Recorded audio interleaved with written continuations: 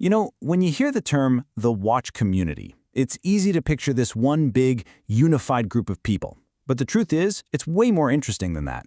See, it's not some single monolith. It's this sprawling, fascinating world filled with all these different tribes of collectors. And getting to know them is the real key to understanding what makes the watch world tick. I mean, seriously, why? It sounds completely insane, right? But this isn't some made-up number. For one very specific watch, the Patek Philippe Nautilus 5711, the official waitlist was a mind-boggling 8 years long. What could possibly make a steel watch so desirable that people would wait almost a whole decade to get one? Well, to figure that out, we've got to get inside the heads of the people who are actually lining up for it. At the very heart of this hobby, there's this constant push and pull. On one side, you have the informed aficionado. Their status comes from knowledge, knowing the history, the obscure references, the mechanics, and on the other side, the affluent consumer. For them, status comes from owning the big, recognizable material symbols. So it's this classic clash, right? The person who can recite reference numbers versus the person who just wants the ultimate luxury piece on their wrist. So all these different ways of looking at watches, they create these little subcultures, these distinct tribes of enthusiasts. It's fascinating because they can all look at the exact same watch and see something completely different. And that's exactly why understanding these tribes is how we're going to get to the heart of the passions and, yeah, sometimes the drama of the watch world. All right, so let's dive in and meet these different enthusiasts. And hey, as we go through them, see if you recognize yourself. You might be just one, or, more likely, a mix of a few. First up, we've got the spec obsessive. For this type, a watch is basically a spreadsheet. Everything boils down to the numbers, the water resistance, the movement's power reserve, the exact case dimensions. The whole hobby becomes this fun analytical game of figuring out which watch gives you the absolute best bang for your buck purely on paper. Yeah, for this crew, the logic is totally black and white. They're the ones rolling their eyes at what they call marketing fluff. Because in their world, if the specs don't hold up, all the history and brand prestige in the world just doesn't matter. It's a simple pass. And then, on the complete opposite end of the spectrum, you have the design buff. These are the folks who see watches as tiny pieces of wearable art. They couldn't care less about the specs. For them, it's all about the shape, the lines, the way light plays across the dial. They're chasing beauty, originality, and just pure, brilliant design. They're always searching for that perfect visual harmony, that little spark of design genius. To a design buff, judging a watch by its specs, well, it's like trying to judge a masterpiece painting by just listing the chemicals in the paint. You're completely missing the point. All right, next up is the hopeless romantic. This person experiences watches with their gut, not their brain. What really gets them is the soul of a watch, the story behind it, the legacy of the brand, or sometimes just this powerful, unexplainable feeling they get when they see it. You see, for the romantic, there's not much to argue about. It's a connection that's super personal and subjective. You're not going to find them getting into flame wars in the comments because, I mean, how can you really argue with a gut feeling? Now for the performative type. And come on, we've all seen this collector out in the wild. For them, a watch is a powerful tool for social signaling. It's all about projecting a certain image, whether that's straight up, I have a ton of money, or something a little more subtle, like being the ultimate insider.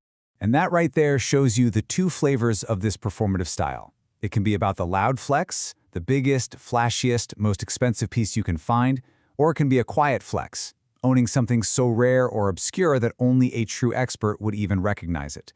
No matter which route they take, the end goal is the same: status. And that brings us to our last group, the engaged aficionado. This enthusiast is all about the people. They're the ones who are super active on the forums, they go to all the meetups, they're part of clubs like Red Bar. For them, the watches are really just the excuse to get together and connect with other people who share their passion. So yeah, for this tribe, the hobby is really a social gateway. The watches are cool, for sure, but it's the shared passion and the friendships that grow out of it that really matter in the end. Okay, so we've met the players, right? We've got our tribes. Now let's throw a real wrench in the works and see how they all react to one single watch. The legendary, some would say notorious, Patek Philippe Nautilus 57011. Let's circle back to that crazy number from the beginning. At the peak of the hype, the official waiting list from an authorized dealer was 8 years long. Just think about that. You put your name on a list, and you might not get the call for nearly an entire decade. It's wild. Demand got so absolutely bonkers that Patek Philippe eventually just raised the retail price by 20%. And get this wasn't because they added some new bells and whistles. No, they just jacked up the price to try and cool things down. It didn't work. But even that didn't matter, because the secondary market was a whole different universe. A watch that was supposed to cost around 27,000 Swiss francs was easily going for over 60,000 euros, and often a whole lot more. The hype was, to put it mildly, off the charts. So you have this one watch that became a total lightning rod. For some people, it was the absolute holy grail. For others, it represented everything that was wrong with the hobby. So how? How can one single object get such completely different reactions? Well, it's because a watch's value isn't just some number you can look up. It's not objective. It's all about the meaning we give it. And that meaning changes completely depending on which tribe you belong to.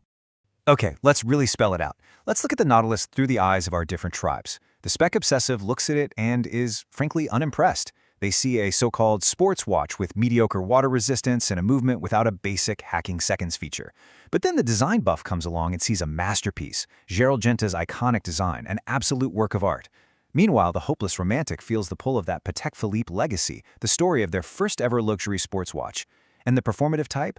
Oh, they see the ultimate trophy. It's unobtainable. It's instantly recognizable. It's a pure, uncut symbol of success. So when you see it all laid out like that, you really start to get it, right? You see how all these different points of view can exist at the same time. And naturally, it kind of makes you turn the question on yourself. And here's the thing. Most of us aren't just one of these types. As Thomas Van Straten from Fratello magazine points out, he's a mix of a few himself. And that little internal battle, loving a watch's design but being annoyed by its specs, or being drawn to a story but turned off by the hype, that's what makes this hobby so fun and, honestly, so endlessly debatable. So, I want to leave you with this one question. When you look at a watch, what's the very first thing that jumps out at you? Is it the specs, the design, the story behind it, or maybe the status it represents? Figuring out which tribe or tribes you belong to is the key to really understanding your own passion for this crazy, amazing hobby.